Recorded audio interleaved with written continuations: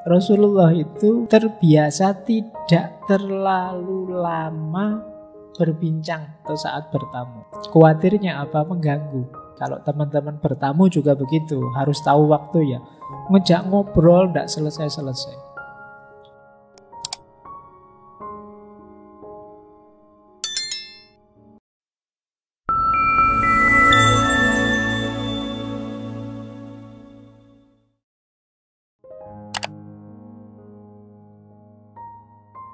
Assalamualaikum warahmatullahi wabarakatuh.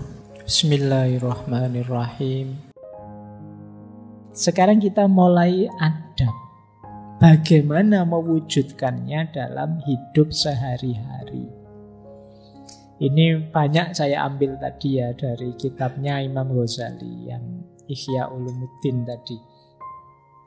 Kita awali dari sini. Adab bicara, bertutur kata.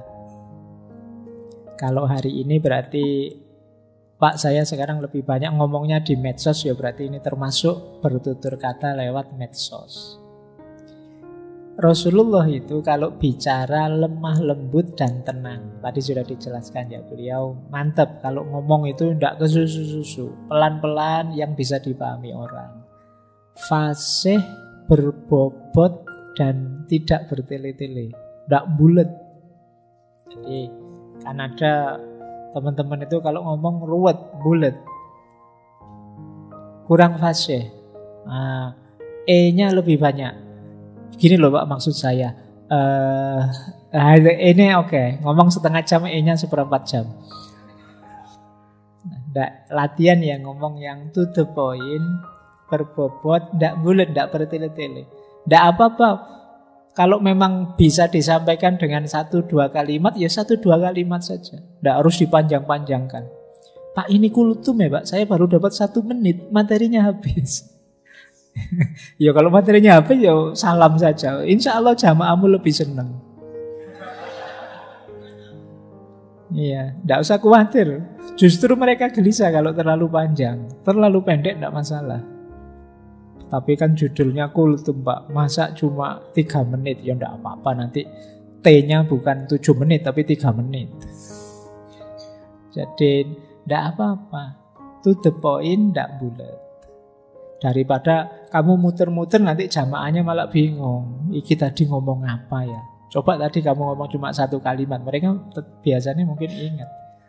Begitu kultum kalian bilang, mari kita tidak ngomong jelek di medsos. Assalamualaikum warahmatullahi wabarakatuh. Wah itu pulang mesti ingat ya, kalimat kan hafal. Tapi kalau kamu ngomongnya 7 menit beneran itu ya tolak-tolak tadi ngomong apa. Kemudian Rasulullah itu kalau ngomong jelas dan mudah diingat, siapa yang mendengarkan kata-kata beliau mudah mengingatnya. Makanya hadis itu mudah sekali dihafalkan. Sastranya Rasulullah sudah sangat tinggi sehingga mudah hafal. Nah itu gaya ngomong yang to the point, tidak bertele-tele, fasih. Jadi orang mudah hafal. Kalau kita bulet ya orang susah menghafalkannya. Kemudian selalu tersenyum tadi ya. Kalau ngomong jangan sambil merengut, dengan senyum. Orang jadi lebih mudah menerima. Orang merasa diterima. Kemudian Rasulullah tidak pernah mengutuk atau menghina orang. Nanti ada hadisnya yang beliau bilang, aku diutus tidak sebagai pengutuk, tetapi untuk menyebarkan kasih sayang. Jadi kalau ingin mengikuti sunnahnya Rasulullah, jangan mengutuk orang, menghina orang. Tidak suka dengan orang manusiawi, tidak setuju dengan orang biasa. Tapi jangan dikutuk. Apalagi dikutuk di depan orang banyak, dilaknat di depan orang banyak. Ini tidak dicontohkan oleh para ulama, juga oleh Rasulullah. Kemudian kadang bergurau, tapi tidak bohong, tidak berdusta. Kata Imam Ghazali, bergurau tidak berdusta itu tidak bikin-bikin, tidak ngarang-ngarang cerita biar lucu terus biar temannya tertawa, tidak. Jadi kalian kan tidak harus begitu. Jadi ada banyak kok, hidupmu yang biasa saja kamu tidak bohong sudah lucu kok, tidak usah khawatir. Tidak usah ngarang-ngarang yang aneh-aneh. Jadi malah jatuhnya bohong. Ceritakan saja apa adanya. Tidak usah dibumbu-bumbui yang bohong untuk mancing ketawa. Kadang-kadang untuk buat orang ketawa itu bukan materinya kan, gayamu ngomong saja sudah bisa bikin orang ketawa. Saya kemarin itu diskusi tentang Hatta ini, saya baru dari Bukit Tinggi itu. Jadi Pak Hatta itu tidak bisa guyon sama sekali. Orangnya serius, tapi justru karena seriusnya itu terus jadi lucu. Teman-temannya terus jadi ketawa. Dia tidak perlu ngelucu, dia cukup dengan gayanya yang serius itu, teman-temannya yang lain itu malah ketawa. Kayak kalian misalnya ada temenmu ngomong tapi kakunya luar biasa, seriusnya luar biasa, kan kalian kadang malah ketawa lucu. Jadi seriusnya malah jadi lucu. Jadi tidak harus kok untuk membuat orang tertawa itu kalian ngarang cerita-cerita bohong. Rasulullah tertawa ya tertawa, tapi tidak sampai terbahak-bahak. Terbahak-bahak itu keras dan lama. Jadi ketawa yang panjang sekali, diulang-ulang dan tidak selesai-selesai. Tidak begitu. Kalau sudah selesai ketawa ya sudah. Jangan terus-terusan tertawa. Apalagi kalau terus-terusan terbahak-bahak itu bisa ke UGD nanti kalian. Secukupnya saja ketawa ya sudah. Terus dasarnya hidup itu diam. Jadi ingat ya, bukan saya itu dasarnya hidup itu ngomong. Nanti kalau sudah kehabisan bahan baru diam. Tidak begitu. Dasarnya diam. Tapi kalau ada yang penting diomongkan, diomongkan. Jadi diingat-ingat ini ya. Jadi kadang-kadang kita itu kalau ketemu teman, ketemu siapa, itu kan pakai rumus dasarnya harus ngomong ini. Kalau tidak ngomong nanti tidak dianggap ramah, tidak dianggap rame. Akhirnya ngarang-ngarang cerita, nyari-nyari bahan yang tidak perlu. Sebenarnya dasarnya diam. Kalau ada yang penting ditanyakan, ditanyakan. Jadi Rasulullah itu lebih banyak diam. Bahkan beliau lebih suka mendengarkan orang bicara. Jadi kalau kita kan tidak betah dengar orang ngomong. Kadang kita dengar teman kita curhat saja, dia baru ngomong satu kalimat, kita nasihatnya sudah 3 paragraf. Kita kesusu ingin menasehati dia. Kita tidak betah kalau ada teman kita ngomong. Kalau Rasulullah, beliau pendengar yang baik, mampu menyimak pembicaraan orang lain. Dan memang beliau tidak bicara kalau tidak ada keperluan. Bicara ya kalau pas ada perlunya saja. Kita lanjutkan. Jadi ini diingat-ingat. Oh ini gayanya Rasulullah dalam bertutur kata. Nah, ini adabnya Rasulullah kalau ada masalah. Kita hari ini kan penuh masalah, banyak masalah. Yang pertama beliau itu prinsipnya tetap adil ya. Adil itu yang salah ya diputus salah. Tidak mentang-mentang teman, mentang-mentang sahabat, mentang-mentang satu agama, ndak. Adil. Jadi kalau salah ya salah. Meskipun orang Yahudi kalau benar ya dibenarkan. Kalau salah ya disalahkan. Itu namanya adil. Yang kedua, menghindari suudzon, prasangka buruk. Jadi ini kalau hukum berarti praduga tak bersalah. Jangan nuduh dulu, jangan menyalahkan dulu sebelum ada buktinya. Jadi kalau ada masalah, hindari prasangka buruk. Lah berarti tidak kritis Pak, tetap kritis. Tapi jangan mutus dulu sebelum meneliti. Nah itu gayanya Rasulullah. Kemudian menghormati kebenaran dan ilmu. Banyak kan orang itu yang tidak menghargai kebenaran. Pokoknya menurut saya begini. Ini ada fakta begini. Tidak, saya tidak mau tahu fakta itu. Yang penting ini. Ini namanya tidak menghargai kebenaran.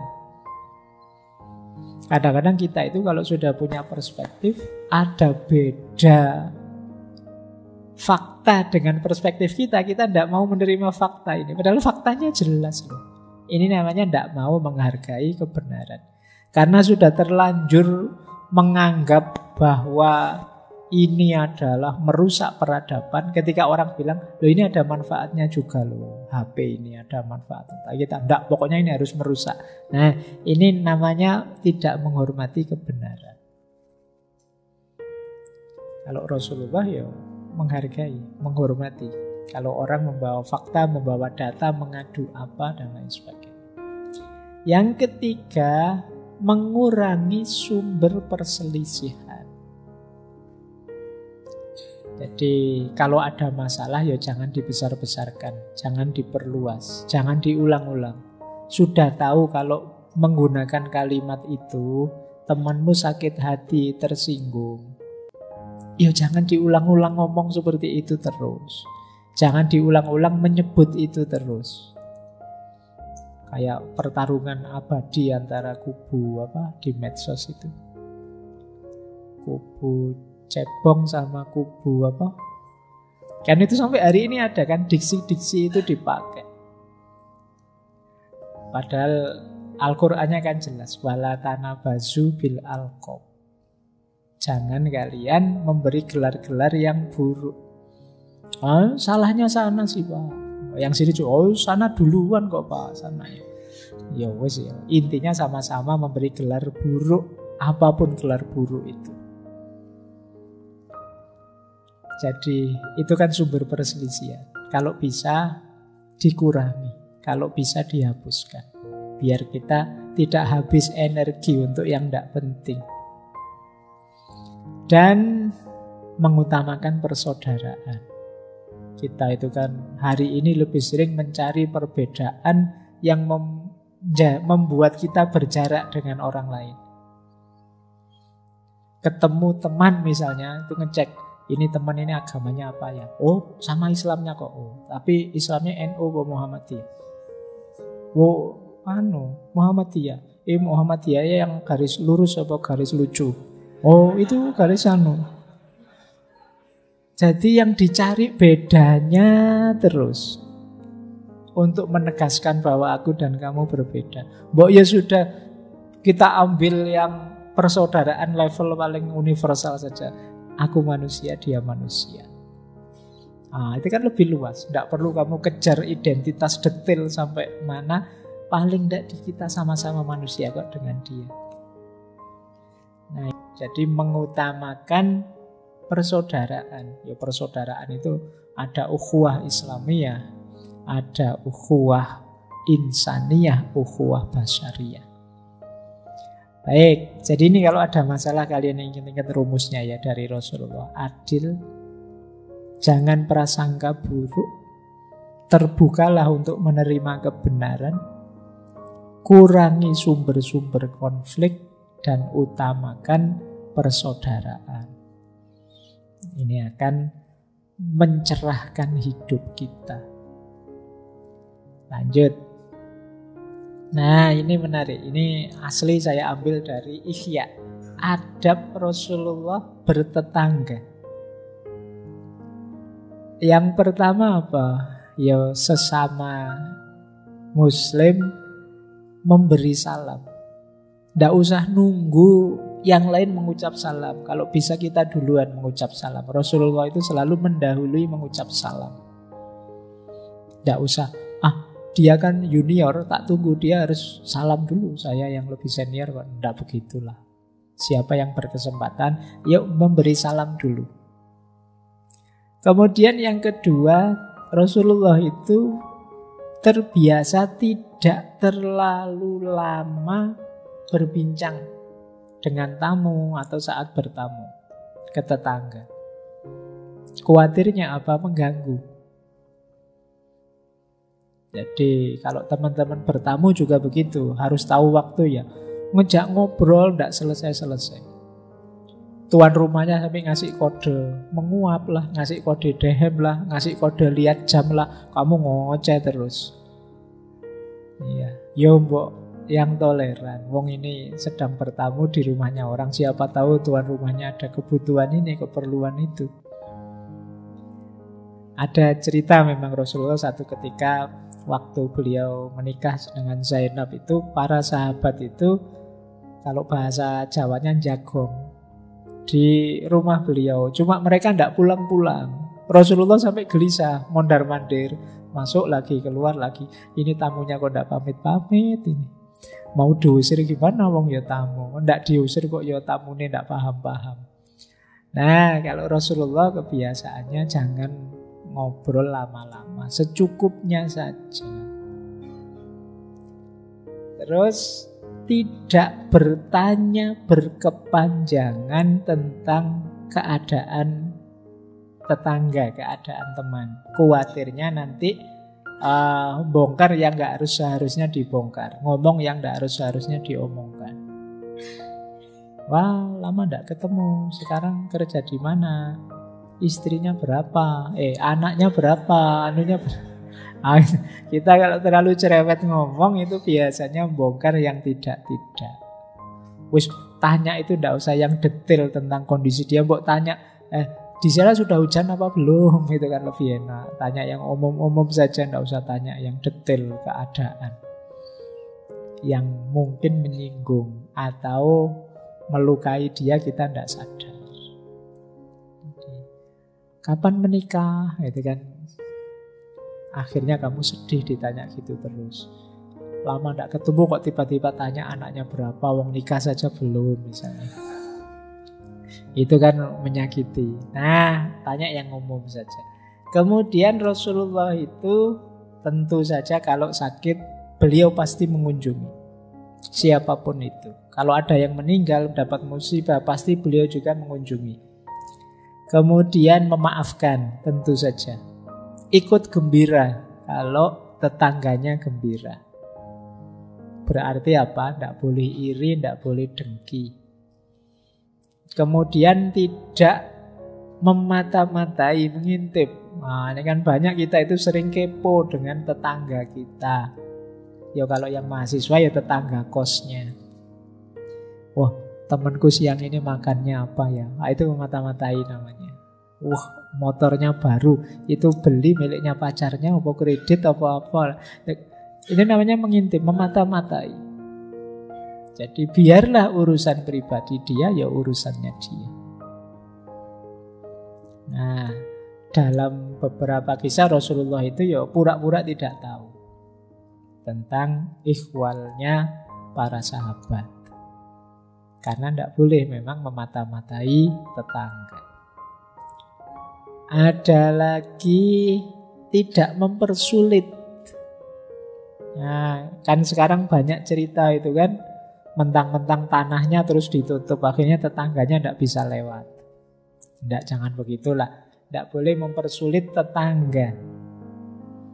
Kemudian tidak menyebar aibnya, atau sekedar mendengarkan ghibahnya orang tentang tetangganya. Jangan kita yang menyebar aib. Kalau ada orang nyebar aib, kita tidak usah mendengarkan. Ini adab kita bertetangga. Kadang-kadang kan kita justru yang nyebar aib, karena kita yang paling tahu tetangga kita. Oh, itu mobilnya baru, kemarin baru utang, saya tahu sendiri, wong banknya kesini kok. Ini nyebar aib namanya. Tidak usah. Jadi biarlah yang kita tahu kebetulan ngerti, kita simpan sendiri, tidak disebar. Kemudian membantu menghilangkan atau mengurangi penderitaan. Kalau kita mampu, kita bantu semampu kita. Kemudian kita bicara pada mereka dengan lemah lembut. Dan saling belajar. Jadi yang jarang kita temui hari ini sesama tetangga itu saling belajar. Mungkin kita ahli filsafat, tetangganya ahli ekonomi, ya saling belajar. Yang satu ngasih wawasan ekonomi, yang satu ngasih wawasan filsafat. Teman-teman di kos juga begitu, saling belajar.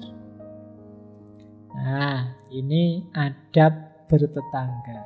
Silahkan nanti ya untuk bahan refleksi. Kita ada di mana, kurang apa, perlu nambah apa, atau mengurangi apa.